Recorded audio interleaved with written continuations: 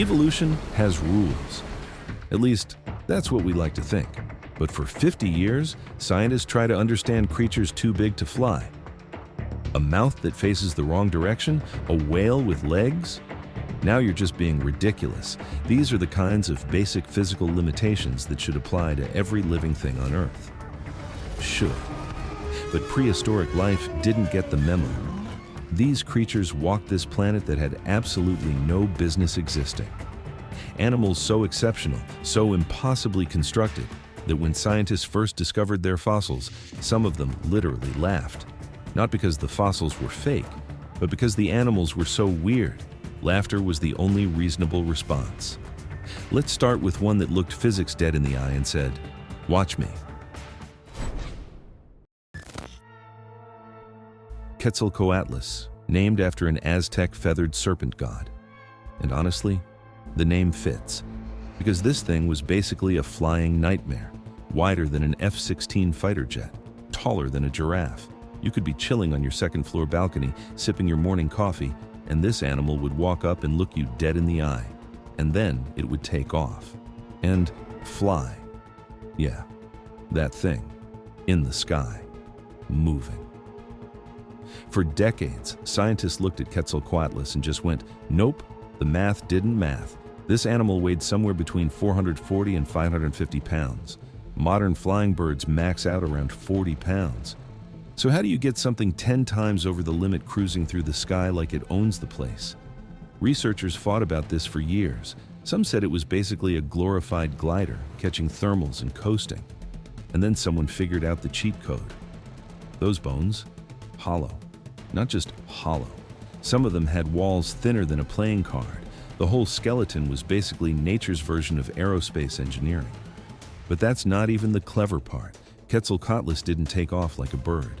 This pterosaur looked at that strategy and said, "I'll do it my way."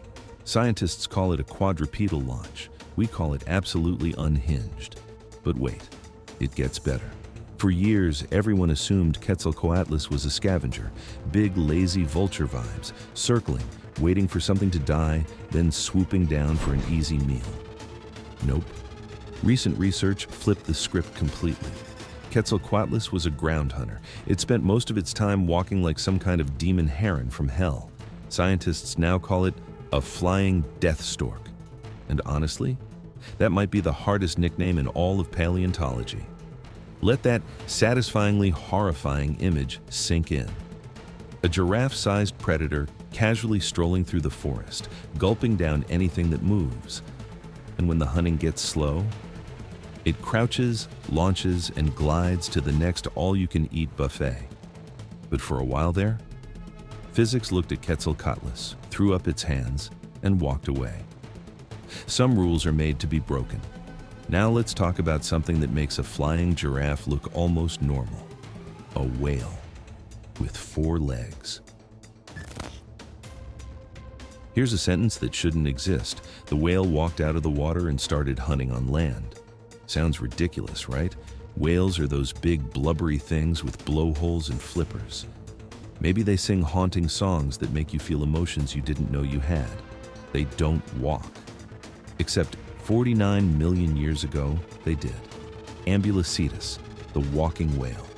And yes, that's its actual name, because sometimes scientists just call it as they see it. This thing was about 10 to 12 feet long and weighed around 400 pounds. Picture a furry crocodile with the hunting strategy of an ambush predator and the family tree of a dolphin. That's Ambulocetus. That's what evolution was cooking up while the rest of nature was trying to make sense of itself. This wasn't some failed experiment. Ambulocetus was a transitional form, a snapshot of the exact moment whales decided, you know what? The ocean looks nice. Let's move there.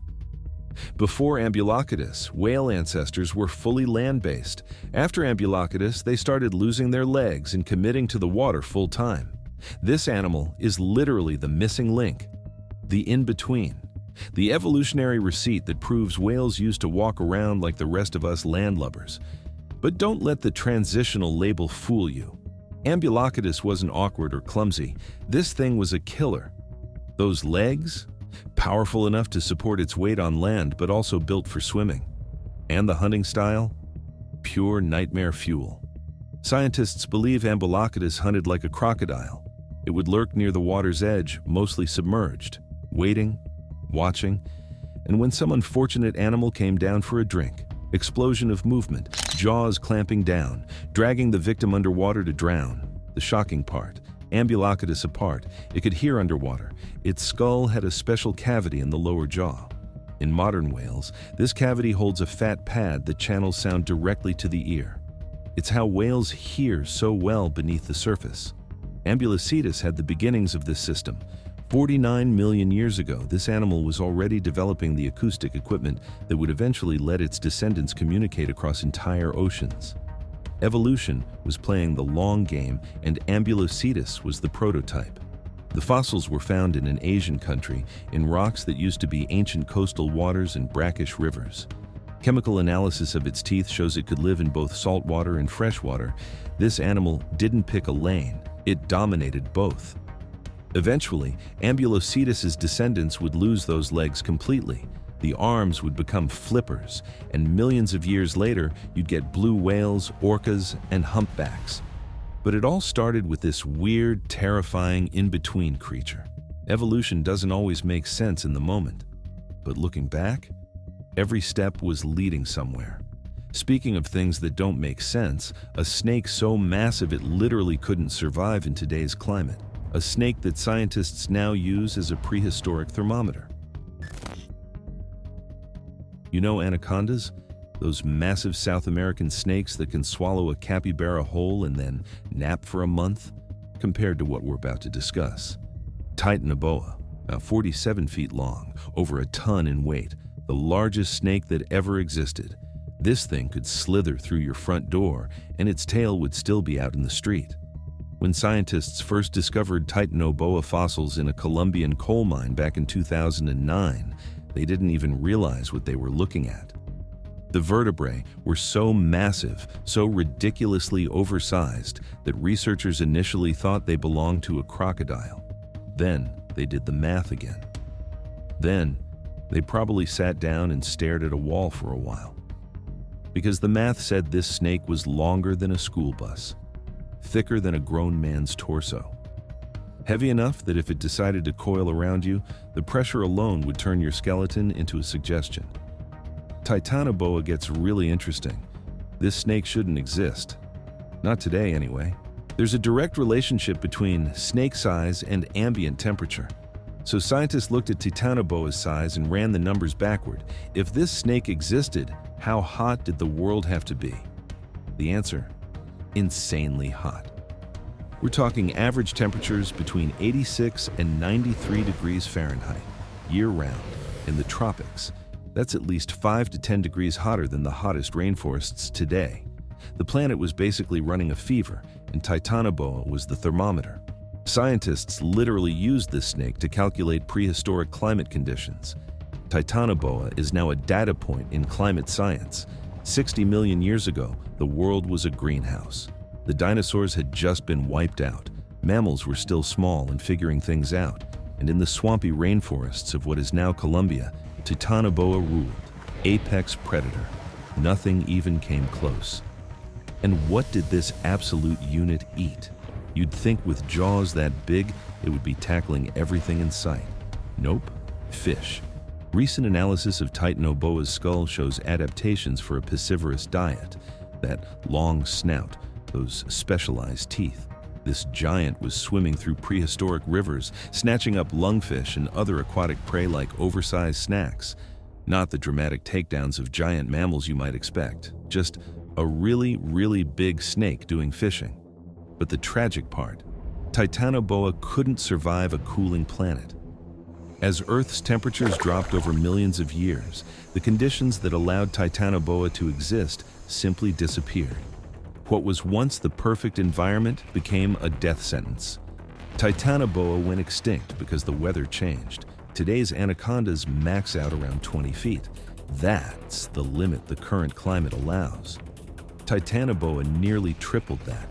A living fossil of a hotter, weirder, more extreme world. Some animals are built for their time, and when that time ends, they end with it.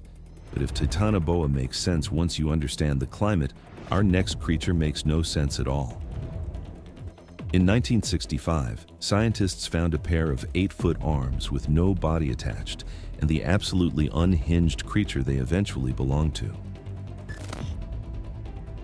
A Polish paleontologist finds arms, just arms, 8 feet long, tipped with 3 massive claws, each one nearly 8 inches, attached to the shoulder blades the size of dinner tables. No skull, spine, legs, and tail, just these absolutely ridiculous arms sitting in the rock like some kind of prehistoric practical joke. The team looked at these things and thought, okay, we've found a monster.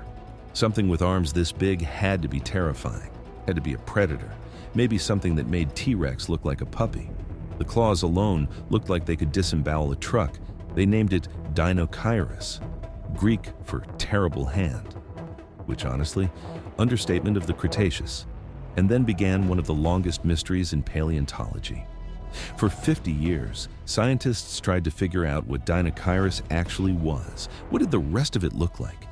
Early estimates went wild. Some researchers speculated the full animal could be over 100 feet long. Nobody could agree on anything because all they had were those magnificent, confusing arms. The problem? The original site had been picked clean. Whatever else was there had either eroded away or been taken by fossil poachers. Then, 2009, a breakthrough. A Korean-Mongolian team returned to the Gobi Desert, armed with old photographs and hand-drawn maps from the original expedition. They found a new site, and in that site, a nearly complete Dinosaurus skeleton. Well, almost complete. The skull, hands, and feet were missing. Poachers had gotten there first, chiseling out the most valuable pieces to sell on the black market. But it gets cinematic. A few years later, a researcher named Pascal Godefroy was visiting a private fossil collection in Europe, and sitting on display, like trophies in some rich guy's living room, were a skull, hands, and feet that looked suspiciously familiar. They matched perfectly. And now, finally, scientists could reunite the pieces and see what Dinosaurus actually looked like. The answer? Absolutely nobody saw this coming. Dinosaurus wasn't a terrifying super predator. It wasn't some apex carnivore built for destruction. It was a giant duck-billed weirdo with a hump on its back. Seriously, this thing stood about 16 feet tall at the hips, stretched 36 feet long, and it looked like someone designed it while having a fever dream about ostriches, camels, and pelicans all at once. That massive skull, toothless, shaped like a duck's bill. Those 8-foot arms with the terrifying claws, probably used for pulling down branches and digging up plants. The hump on its back? Scientists think it worked like a suspension bridge, supporting the animal's enormous gut. Oh, and it had a fan of feathers on its tail. Because of course it did. Dinosaurus was an omnivore. Gut contents from one specimen revealed over 1,400 small stones used for grinding food, plus fish bones and scales. The most terrifying arms in dinosaur history belonged to a humpbacked, feather-tailed, fish-eating goofball. Scientists spent 50 years imagining a nightmare. What they got was the weirdest dinosaur ever discovered.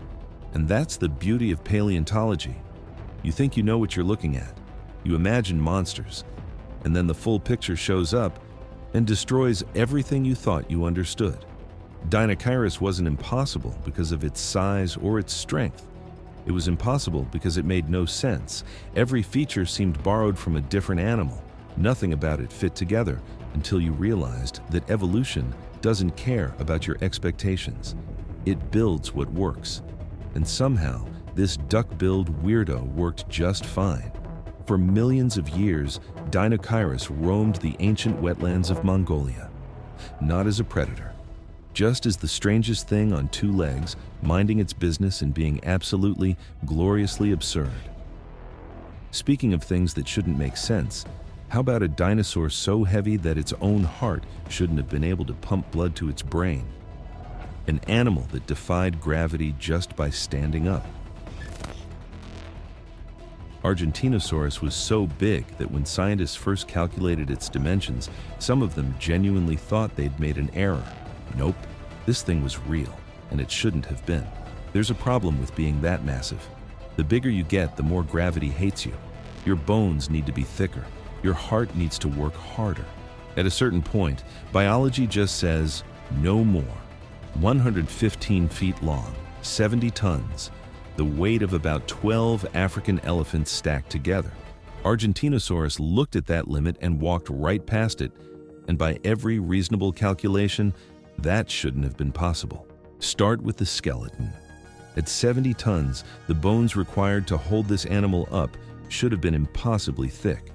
But Argentinosaurus had a cheat code, the same one birds use today: hollow bones filled with air sacs. Its skeleton wasn't solid, it was riddled with pockets and chambers, all connected to a complex respiratory system that pumped air through the bones themselves. This did two things. It dramatically reduced the weight of the skeleton, and it created an incredibly efficient breathing system that could fuel a body the size of a building. But bones are only part of the problem. The real headache? Blood flow. Argentinosaurus had a neck that stretched over 30 feet long. Its head, when raised, could be 40 feet off the ground. That's taller than a 3-story building. And somewhere in that massive chest, a heart had to pump blood all the way up there. Do you have any idea how hard that is? Blood pressure in humans averages around 120/80. A giraffe with its 6-foot neck runs about 220/180 just to keep blood flowing to its brain. Now multiply that neck by 6. The pressure required to push blood up a 30-foot tube against gravity is absolutely absurd. Scientists still argue about how Argentinosaurus pulled this off. Some think it had multiple hearts or heart chambers working in sequence like a relay system. Nobody knows for sure. Because the soft tissue is gone, all we have are bones and questions. But here's what we do know. Argentinosaurus existed. It walked around for millions of years during the late Cretaceous. It ate plants. It reproduced. Babies grew into 70-ton adults and lived full dinosaur lives. All of this happened on legs that looked too skinny in the fossils. And the craziest part? Argentinosaurus might not even be the biggest. There are fragmentary fossils of other sauropods, Patagodoton, Supersaurus, Bruhathkaiosaurus, that suggest even larger animals might have existed. We're talking potential weights of 80, 90, maybe even 100 tons. Creatures so large they make Argentinosaurus look reasonable by comparison. The Mesozoic era was a time when the rules were different. Oxygen levels fluctuated. Plant life was abundant beyond anything we see today. And in that environment, evolution pushed land animals to sizes that will probably never be seen again. Argentinosaurus was the peak, the absolute ceiling of what a land animal can be. And they survived by being so unbelievably enormous that nothing could touch it. Gravity tried its best and it lost. We've covered giants, mysteries, and animals that broke the rules of flight, climate, and size. But nothing, and I mean nothing, prepared scientists for what we're about to discuss. Creatures so bizarre, so alien, that when researchers first presented them to the scientific community, the audience burst out laughing. Not because it was a joke, but because the animals were too weird to take seriously. That creature was Opabenia, and 50 years later, it still holds the title of one of the most ridiculous animals ever discovered. Let's start with the eyes. Opabenia had 5 of them, mounted on stalks sticking out of its head like some kind of biological surveillance system. Each eye pointing in a slightly different direction, giving this thing near-complete 360-degree vision. But the eyes aren't even the weird part. Look at the front of its face. Where you'd expect a mouth, there's a long, flexible trunk. Like an elephant's nose, but segmented. And at the end of that trunk, a claw. A grabbing claw, attached to its face. So where's the actual mouth? Underneath its head, facing backwards, toward its own body. Read that again. Opabenia's mouth was on the bottom of its head, pointing the wrong direction. It would grab food with its face trunk, pass it underneath its body, and shove it into a mouth that faced its own legs. What kind of evolutionary fever dream produces that? Opabenia was only about 3 inches long, a tiny thing swimming through Cambrian oceans 500 million years ago. But those 3 inches contained more biological nonsense than most creatures manage in 30 feet. When scientists first tried to classify Opabenia, They hit a wall. It existed in its own lane, playing by rules nobody else was using. This was the Cambrian explosion. And Opabinia was evolution throwing spaghetti at the wall to see what stuck. Before the Cambrian period, life on Earth was boring. Mostly single-celled organisms, some soft-bodied blobs, nothing with any kind of complex body plan. Then, around 540 million years ago, everything changed. And over about 20 million years, every major animal body plan we know today just appeared. But evolution wasn't just creating winners, it was running experiments, wild, unhinged, zero-rules experiments. Animals that tested every possible configuration of eyes, mouths, limbs, and body segments. Most of them failed, went extinct. Their designs were too specialized, too dependent on conditions that didn't last. Opabinia was one of those experiments. Every feature made some kind of sense in isolation. Slap them all together and you get something that looks like evolution was testing how much nonsense it could get away with. And for a while, it got away with a lot. Opabinia swam Cambrian seas for millions of years, just as one of countless bizarre organisms testing the absolute limits of what alive could look like. Then it vanished. The Cambrian ended. Conditions shifted, and most of those wild experiments got erased from the record. But Opabinia left behind a fossil so perfectly preserved that we can see every segment. When those scientists laughed, they weren't mocking Opabinia. They were reacting to something their brains couldn't process, a creature that shattered every expectation of what an animal should be. And honestly, that's the highest compliment evolution ever received. But if you think 5 eyes and a backwards mouth is peak weirdness, hold on. Because our final creature took confusion to a whole new level. Scientists didn't just struggle to understand it, they spent decades looking at the fossil completely upside down. Put the head where the tail should be. Named it after a hallucination because reality couldn't explain it. Hallucigenia wasn't just confusing. It was so exceptional that researchers reconstructed it. They mistook its legs for spines. They looked at this thing from every angle and still couldn't figure out which way was up. And the name, Hallucigenia, because the scientist who described it said it looked like something from a dream, the kind you wake up from sweating and confused. That's not a nickname. That's the actual scientific name. This animal was so weird that hallucination became official taxonomy. So what exactly are we dealing with here? Hallucigenia was tiny, about an inch long. It lived during the Cambrian period, around 505 million years ago, swimming in the same ancient oceans as Opabinia.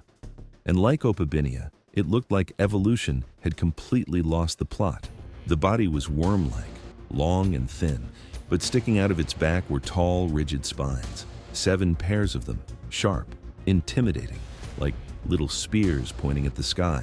And underneath, 7 pairs of soft, squishy legs ending in claws, stubby little limbs that it used to crawl along the seafloor, spines on top, legs on bottom. Simple enough, right? Wrong, because scientists got it completely backwards. It wasn't until the 1990s that scientists found better preserved fossils and realized the mistake. The spines were defensive. The soft bits were the actual legs. The whole animal had been flipped in scientific literature for a generation. But wait, it gets worse. Even after they figured out which side was up, nobody could find the head. Both ends of the fossil looked equally blobby. One end had to be the face, the other had to be the tail. But which was which? Finally, in 2015, a team used electron microscopes to examine the fossils in extreme detail, and they found it. Tiny eyes, a small mouth with teeth, and what everyone had assumed was the tail. The head was at the wrong end. For 40 years, upside down for 20 years, backwards for 40, Hallucigenia fought scientists at every turn, refusing to make sense no matter how hard they tried. And honestly, that feels like the perfect way to end this journey. We've seen creatures that broke the rules, animals so absurd that laughter was the only rational response. And then something like Hallucigenia shows up and reminds us that nature was never playing by our rules. Evolution doesn't follow logic or anything resembling a plan. It just tries things, endlessly, relentlessly. Let's see if it works. And sometimes, against all odds, it does. These creatures shouldn't have existed. Every single one of them broke something, a law, an expectation, a scientist's brain. But they were here, and they left behind just enough evidence to remind us that the history of life on Earth is stranger than anything we could ever make up. Nature doesn't follow rules. It never did. If this blew your mind, like and subscribe, because the prehistoric world, we've barely scratched the surface.